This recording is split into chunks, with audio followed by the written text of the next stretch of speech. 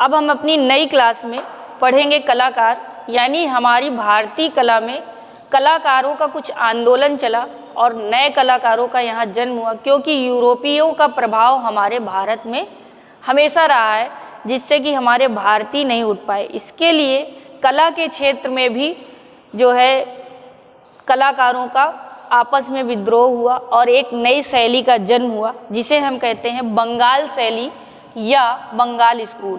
बंगाल शैली, कहीं कहीं पर इसी को स्कूल लिख के आता है, ठीक है। और इसमें हम लोग पढ़ेंगे कलाकार, यानी कलाकार का मतलब है हमारे भारतीय कलाकार कौन कौन है जिन्होंने कला को एक अस्तित्व प्रदान किया। इन्होंने अगर ये आंदोलन नहीं किया होता तो शायद हमारे भारत में कलाकारों के बारे में या कलाकार जाने ही ना जाते, क्योंकि यूरोपियों का बहुत प्रभाव था, ठीक है। यानी ब्रिटिशों का हमारे यहाँ आगमन हो जाने के कारण से हम लोग उनके अधीन हमेशा रहे।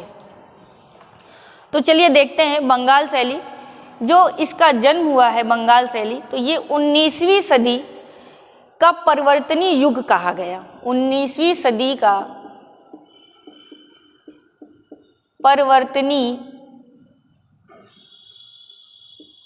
परिवर्तनीय युग कहा गया।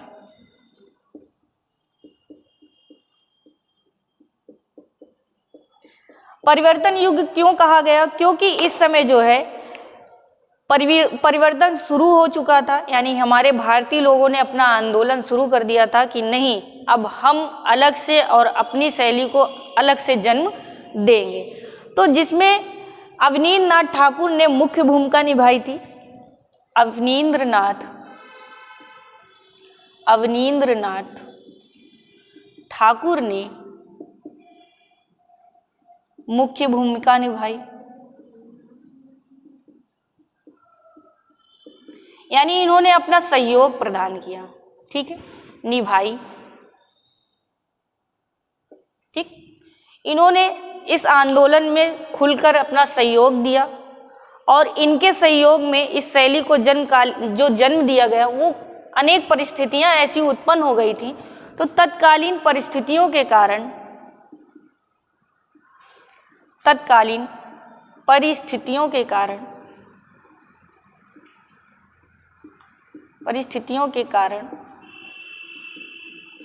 इस शैली का जन्म हुआ।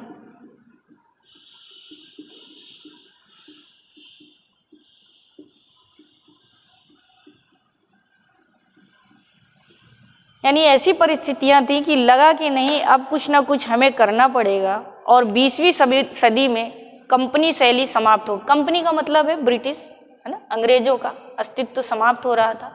तो 20वीं सदी के आसपास, 20वीं सदी में भारत में, ऐसे लिख लीजिए, 20वीं सदी में भारत में कंपनी शैली पूर्ण रूप से समाप्त हो चुकी थी, है ना। कंपनी शैली का, सॉरी गलत लिखा है, कंपनी शैली समाप्त हो चुकी थी।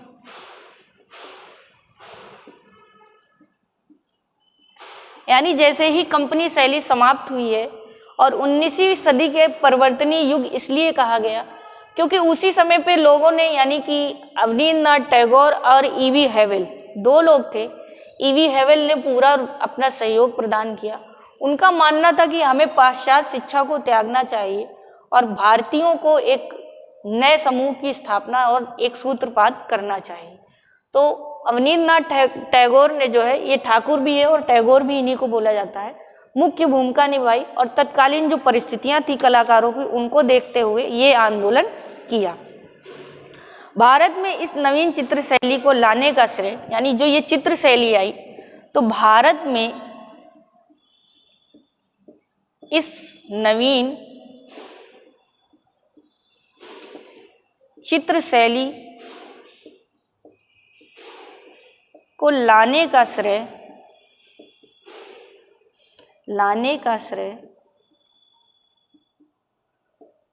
किसको गया? लाने का पूर्ण श्रेय जो गया वो गया ईवी हैवेल को। ईवी हैवेल को अब इन्होंने सोचा कि हमें जो है पाश्चात्य कला थोपने का विरोध करना चाहिए, पाश्चात्य यानी यूरोपीय लोगों का, यानी बाहरी लोगों का। तो इन्होंने कहा कि अब हम लोग पाश्चात्य जो हमारे ऊपर कला थोपी जा रही है भारत में, अब उसका हम लोग विरोध करेंगे और अपनी एक नई शैली को जन्म देंगे ताकि हम अपनी शैली के अनुसार अपने कार्य कर सकें। इनका मानना था कि कला में अमूल्य परिवर्तन करना निश्चित है और सही भी है। ठीक है, तो अब ईवी हैवेल ने क्या क्या योगदान दिया, तो अब ईवी हैवेल को देखते हैं। ईवी हैवेल, ठीक है, ईवी हैवेल को पढ़ते हैं। तो ईवी हैवेल ने पाश्चात्य शिक्षा का खुलकर विरोध किया और इनका मानना था कला में हम अमूल्य परिवर्तन कर सकते हैं जिनका कोई मूल्य ना हो। तो प्राचीन एवं नवीन कला को पुनः निर्माण करके पाश्चात्य पुट देना, यानी इनका मानना था कि अगर हम अपनी नवीन यानी प्राचीन ले लें, प्राचीन एवं नवीन, है ना, प्राचीन का मतलब पुरानी, नवीन का मतलब है जो आधुनिक चल रही हो, कला को पुनः निर्माण, यानी अगर हम दोनों को मिला के पुनः निर्माण करें तो हम करके पाश्चात्य पुट दे सकते हैं, करके पाश्चात्य पुट दे सकते हैं।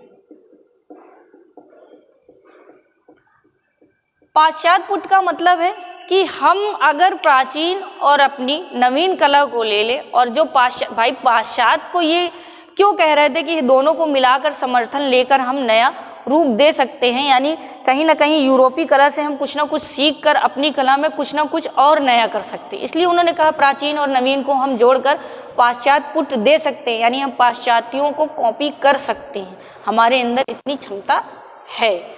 तो इसीलिए उन्होंने कहा पाश्चात्य को अपने ऊपर थोपने को नहीं कहा, लेकिन पाश्चात्य का मतलब है कि हमेशा अंग्रेज हमसे तेज थे, है ना, हमेशा वो नई पद्धति को लेके आए।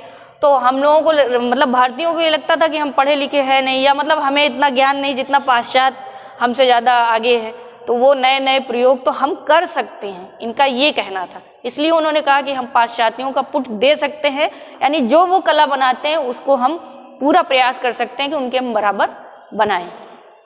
तो इसलिए इस शैली का इन्होंने जो है आगमन किया और सन 1884 ईस्वी से लेकर सन 1884 ईस्वी से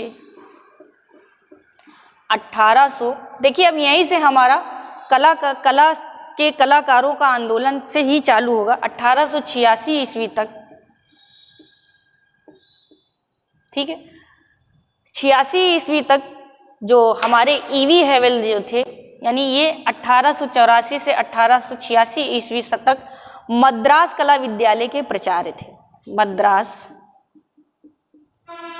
कला विद्यालय के प्राचार्य थे। प्राचार्य का मतलब है प्रिंसिपल थे, कला के क्षेत्र में थे। मद्रास स्कूल है आपका, आप लोगों ने सुना होगा, आगे या तो आप पढ़ेंगे। ठीक है, यहाँ पर ये प्रचार पद में कार्य किए और फिर कलकत्ता विद्यालय में, इसके बाद जब आगे हुए तो इसके बाद ये कलकत्ता विद्यालय में प्रचार पद पर कार्य किया। ठीक है, प्रचार पद पर कार्य किया। ठीक, यानी कि किन किन दो विद्यालयों में ईवी हैवेल का योगदान था। पहले तो वो मद्रास कला विद्यालय के ही प्रिंसिपल थे, उसके बाद ये धीरे से कुछ समय बाद कलकत्ता विद्यालय में पहुंच गए और वहाँ भी प्रचार पद में कार्य किया। और यहीं पे हैवेल ने अपने विचारों को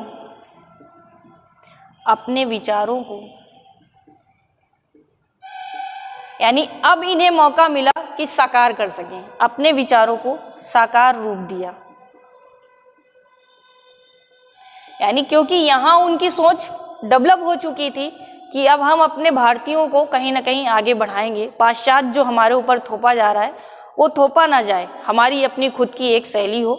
तो यहीं पर इनका जो है सहयोग, इनको जब कलकत्ता विद्यालय ये पहुंच गए और यहीं पर इनको लगा कि अब मैं अपनी सोच को एक साकार रूप दे सकता हूं, और इनकी यहीं पर मुलाकात किससे हुई? अवनींद्रनाथ टैगोर से। अवनींद्रनाथ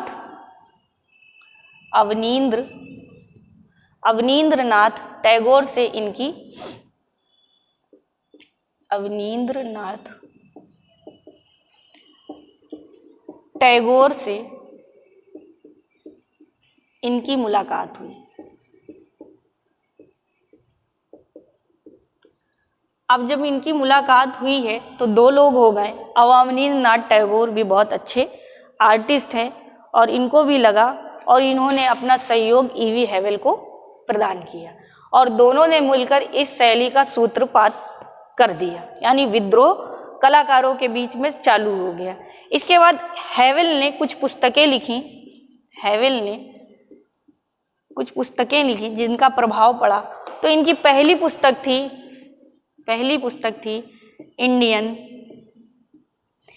पुस्तक का नाम है इंडियन स्कल्पचर एंड पेंटिंग। ठीक है, ये इनकी पहली पुस्तक थी। और दूसरी पुस्तक इसी समय इन्होंने लिखी, इंडियन आर्किटेक्चर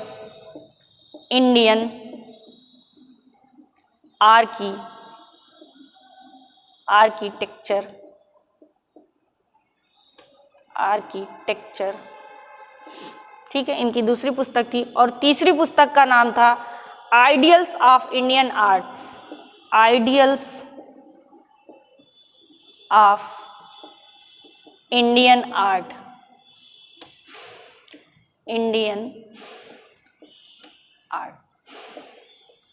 ये इनकी 3 पुस्तकें थीं और इन्हीं 3 पुस्तकों को इन्होंने लिखकर यानी जब यहाँ पर पहुँचे और इन्होंने 3 पुस्तकें लिखी, Indian sculpture painting and Indian architecture और आइडियल्स ऑफ इंडियन आर्ट, 3 पुस्तकों को लिखकर विश्व का ध्यान भारत की तरफ आकर्षित किया, है ना।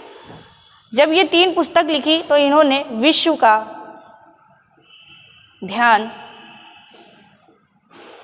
भारत की तरफ, भारत की परंपरा की तरफ आकर्षित किया या आकृष्ट किया। ठीक है, यानी उन्होंने अपनी तरफ लोगों को करना चालू कर दिया कि जो विश्व के लोग हैं अब वो हमें जाने। और जो इन्होंने पुस्तक लिखी है उनको लोगों ने पढ़ा और विचार किया तो लगा कि नहीं, भारत में भी कुछ है। ठीक है, इसके बाद हैवेल ने अवनींद्रनाथ के 10 वर्षों के प्रयासों से अंदर ही स्वदेशी कला को विकसित कर दिया। यानी अब जो है आगे ये कहते हैं आपके हैवेल महोदय कि अवनींद्रनाथ का जब इन्हें सहयोग प्राप्त हुआ और लगभग इन्होंने 10 वर्ष तक काम किया इस बंगाल स्कूल पर, और बंगाल स्कूल पर काम करके इसका विकास किया और एक स्वदेशी शैली यानी बंगाल शैली को जन्म दे दिया, जिसे हम लोग क्या कहते थे, जिस शैली को इन्होंने जन्म दिया यानी अवनींद्रनाथ टैगोर और ईवी हैवेल ने 10 वर्षों के प्रयासों से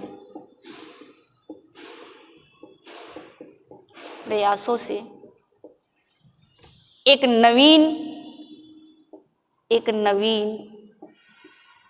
शैली को जन्म दिया, जिसे हम क्या कह के पुकारने लगे, जिसे हम उचित नाम दिए बंगाल शैली। ठीक है, यानी अब बंगाल शैली का जन्म हो गया। ठीक, अब आगे हम लोग बंगाल शैली के बारे में पढ़ेंगे कि आगे अवनींद्र ने क्या कार्य किए और ईवी हैवेल ने क्या किया, और ईवी हैवेल को पूरी तरह से पढ़ेंगे, इन्होंने चित्रण में क्या क्या कार्य किया। ठीक है, तो ये हम लोग अगली क्लास में